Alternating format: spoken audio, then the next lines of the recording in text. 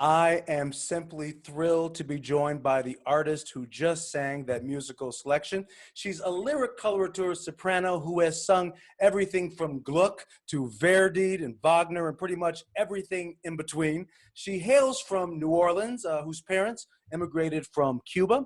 In 2005, she wins the Mets National Council Grand Finals, and this leads her to join the Lindemann Young Artist Program at the Met. And within 2 years, she's stepping in, substituting in the big role of Susanna in Mozart's The Marriage of Figaro, which pretty much puts her on the map. And all of a sudden, you start to see her making some impressive debuts: Glyndebourne, Los Angeles Opera, Paris Opera, San Francisco Opera, Welsh National Opera, Bavarian Opera, Washington National, and Philadelphia Opera, just to name a few.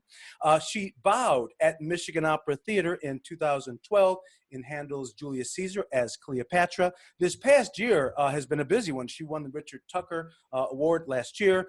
She was acclaimed for two productions of Lucia, one at Covent Garden and the other in Madrid. And I got to tell you, her ovation after the mad scene seemed like it went on about 20 minutes. And she stayed in character the whole time. It was amazing.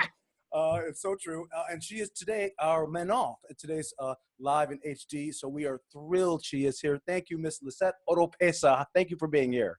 Thank you, Arthur. It's very, very generous of you to invite me, and I'm very, very happy to be here. Thank Oh, you. well, I'm telling you, when I told a few folks that you might talk to me, they were like, how lucky. We want to be you. So I have to make sure I ask some good questions here. There'll be a lot of interested people. Tell me a bit just about the production, about that you opened with Fabiano just this last fall, I guess. So it seems like it's been years with this pandemic back in the fall, in last September.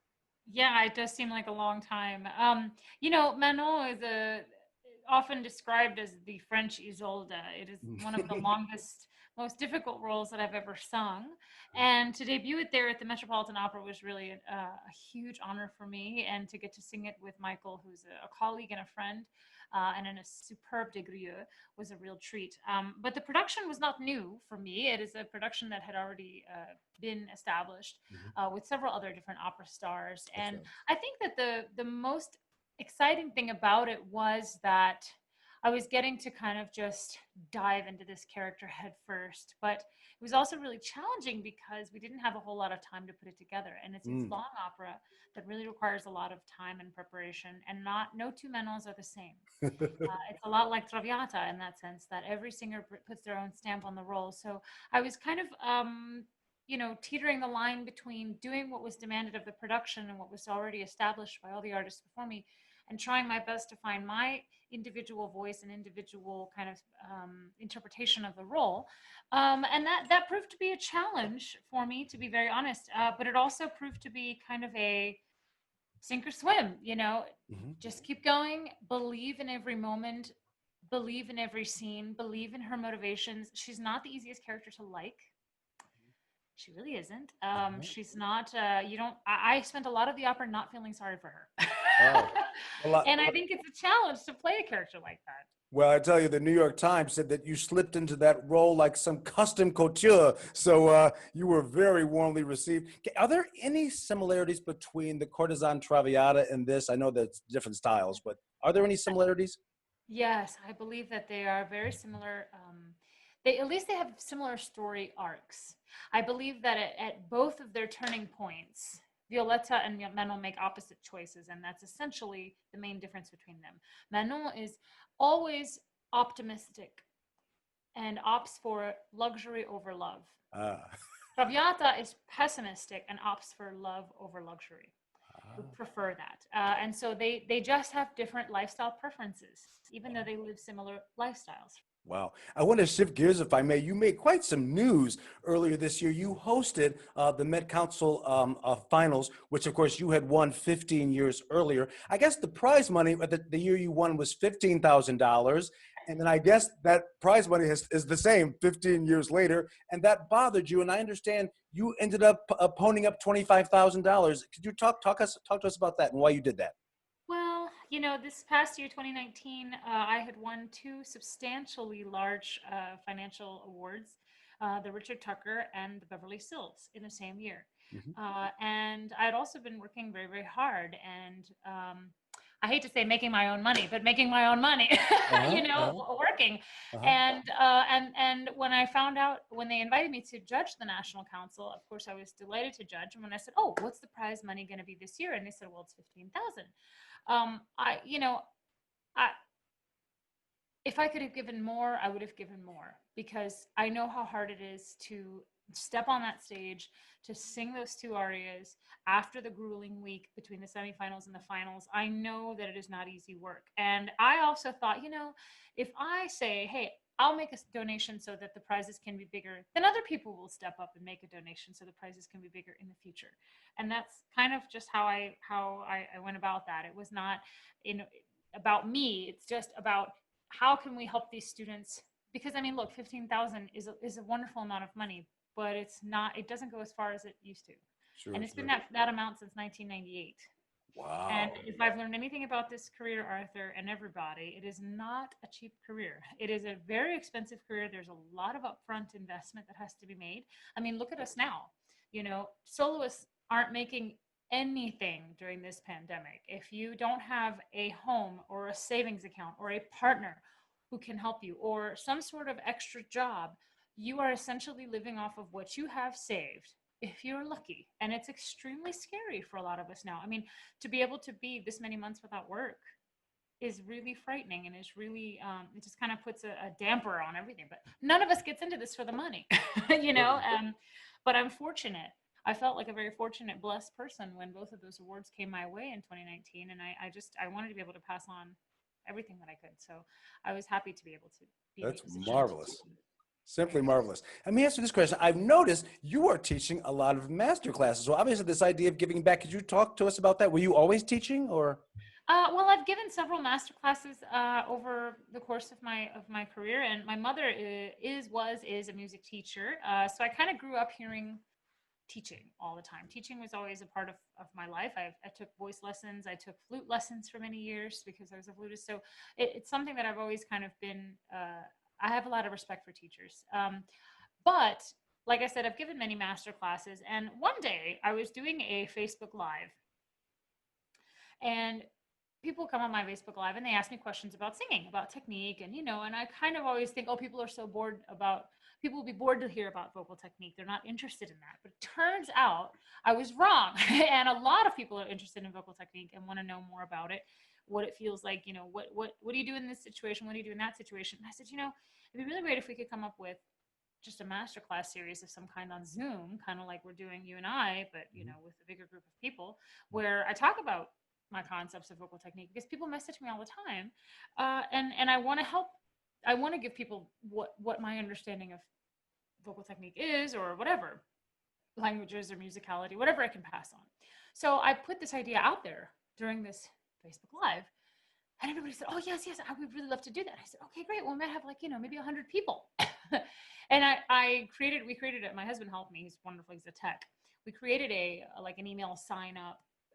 We created a professional Zoom account. We created an email account where we could email, large numbers of people. And we shared it on our social media, and it exploded. I mean, in a few days, we had 1,000 people sign up. And we said, "Oh my God, okay. Well, I don't want to charge anybody for these. This is totally free," because I remember what it was like. And as I said, this is an expensive job. I know how much it costs to get voice lessons. I know how much it costs to get coachings. I know how much summer programs cost. Wow. They're not cheap. And I didn't want to give away information and make people feel like they had to pay for it, especially now when everybody's out of work. So I was like, you know what, we'll just let people donate. If they feel inclined to donate, great. If they don't feel inclined to donate, no judgment. This is for everyone. I want to ask two technical questions if I can. Yeah. One, where did you learn how to trill? You're almost like, it's like a Beverly Sills. Your trill has a trill. Is that something someone just taught you? You just figured that out? Well, my mom has a wonderful trill. My mom was a singer. She has a wonderful trill. And I also played the flute for many years.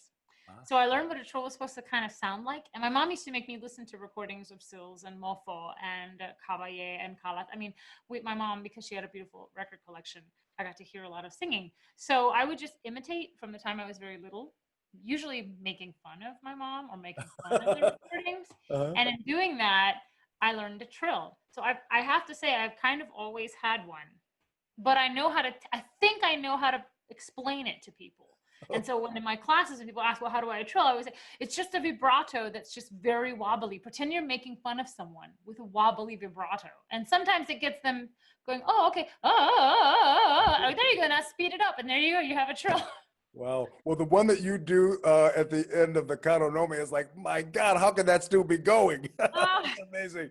The other thing I was going to ask you, and I want anyone who has not seen your Lucia, the one from the Teatro Real, that mad scene was nuts. I mean, I was afraid of you. I was, you seem so, I guess at this point in your career, the technique is just so solid that you can fully, you don't have to worry about the voice. I'm assuming you just can get out there and worry about the dramatic side, because you were so deeply involved in that character. And even during the applause, your eyes were, I mean, you were like nuts. You really oh. brought, you know, you really brought crazy, shall we say, to that scene. It was just amazing. Yeah, Arthur, it's definitely true that the technique does have to feel at least within your realm of control. And it wasn't, the Madrid Lucia, thank goodness, was not my first Lucia. I had done it a few times already in a few small companies, actually, right here in the United States. Mhm. And then I had lots of coachings on Lucia when I was a young artist at the Met. In Mm. fact, I coached the entire role with Renata Scotto, who was one of my more important coaches. Yeah, I know. I feel very lucky that she really taught me a lot about it. Um, and Lucia is one of those roles. I think you just have to grow into it. You just have to sing it a lot. And I felt like by the time I presented it in Madrid, we'd had a lot of time to rehearse. We'd had a lot of time to work it in. I had the ample time to really feel like, okay, I can put my stamp on it. I can sing it with my voice and not an expectation that somebody else might have. And the other thing is, Arthur, honestly, I know my limitations. I know what I do well. I know what I don't do well. I try very hard when I'm singing because I don't say that I never think about singing when I'm singing. I absolutely coach myself through the role, but I know where I can step back and take it easy. I know where I need to move forward. I know where I can take time, and that just comes with having a few shots at it. I don't forget about technique, certainly not. But I also try to really get to a point where it's so much habit and muscle memory that I can let it go and just be in the moment. You did Cleopatra with us at MOT. Any things that might stick out in your memory about that production from? Yes, God, I got to be a blonde. Let me tell you something. I'll be very honest with you. I do not like wearing a blonde wig. I do not have brown. I don't have blonde hair features. I don't have blue eyes. I don't have light eyebrows. I don't have light hair. Anyway, I am not a blonde hair, blue eye, but I've always dreamed of being blonde haired. But whenever a director wants to put a blonde wig on me, I'm like, because I just don't feel like I look good. It doesn't look like right. They always have to get the right tone. So Detroit was the first and only place ever in my whole career where they put a blonde wig on me and it was the right shade. Like the makeup artist and the wig master was so careful to make sure we had the right shade of blonde for my skin tone. Now, mind you, I had to get there 2 hours early so she could draw my fake eyebrows in because I was playing as Jean Harlow. So I had these like eyebrows that were like up to here. I mean, it was a bit of a drag show, but I felt fabulous. I got to live my blonde hair fantasy. I have to be honest, because like I said, I always wanted to be blonde, but I was blessed to get this experience. And I also had the joy and the privilege of getting to just be in Detroit during the fall. It was the most gorgeous, one of the most beautiful autumns I have ever spent. My husband and I went running 5 days a week. We fell in love with the city. We fell in love with the culture, the architecture, which is so beautiful in Detroit. I mean, it was a really magnificent experience. I want to go back very much. I hope that I will have a chance to go back. We got to make you come back. We got to work on that. Well, Okay, good. Lisette Oropesa, thank you so much for joining us. I know that everyone is going to enjoy the Manon. I was able to see a bit of it earlier today. They're just going to love seeing it. So thank you for being here. Thank you, Arthur. It's much appreciated. I hope you guys enjoy the show.